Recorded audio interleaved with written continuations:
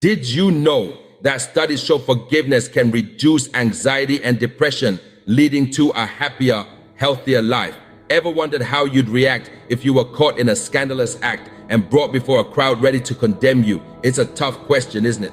Now imagine this happening in a time when laws were harsh and unforgiving. Today, we're delving into a powerful story of a woman caught in adultery and discover the transformative power of forgiveness. This isn't just a tale of condemnation and judgment, but also of compassion and forgiveness. Intrigued? Well, let's dive into a story that unfolded just like that in the Bible. In the midst of her humiliation, a woman caught in adultery was brought before Jesus, and a crowd ready to stone her to death. The air was thick with tension, the crowd's self-righteous indignation palpable. They presented this woman, a symbol of moral failure, before Jesus, expecting him to echo their condemnation.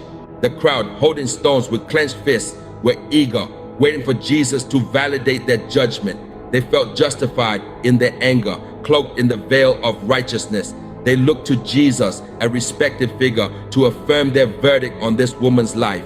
This was their moment of triumph, a public display of their moral superiority. Yet their faces fell as Jesus, instead of giving the anticipated agreement, stooped down, writing with his finger on the ground. The crowd, so assured of their righteousness, were left hanging in suspense. But the response they received from Jesus was far from what they anticipated. Instead of giving the go-ahead, Jesus challenged them, saying, "Let any one of you who is without sin be the first to throw a stone at her." This statement, in its profound simplicity, was a masterstroke of wisdom and compassion. It forced the crowd to turn inward, to scrutinize their own hearts, and to acknowledge their own failings. Jesus, with his disarming words, did not condone the woman's action. Instead, he made it clear that the right to judge and condemn is reserved for those without sin, a condition none of us can claim to meet. His words were a mirror, reflecting back the hypocrisy of the crowd, and the result, one by one, each person dropped their stone, their self-righteousness crumbling under the weight of self-reflection. Suddenly, the crowd was gone, leaving only Jesus and the woman standing in the center. This was Jesus' radical response, a challenge to introspection and a testament to his extraordinary compassion. Turning to the woman, Jesus said, "Neither do I condemn you. Go now and then sin no more." In these words, we see Jesus' remarkable approach to forgiveness, an approach that is as radical today as it was 2,000 years ago. The woman caught in the act of adultery was on the brink of being stoned to death. But Jesus, with a simple question, manages to turn the tables, not only saving her life, but offering her a second chance. This is the power of forgiveness, the ability to redeem, to restore, to give a fresh start.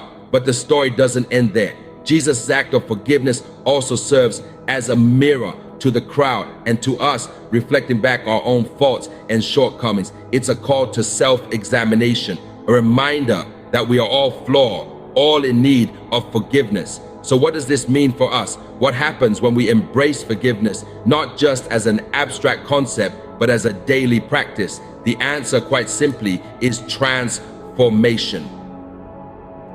Forgiveness has the power to heal wounds, mend relationships, and rebuild communities. It's a force that drives us toward compassion, understanding, and unity. Remember Jesus' words, "Let any one of you who is without sin be the first to throw a stone." With that, like, subscribe, and share your thoughts below. Thank you for watching, and until next time, keep reflecting.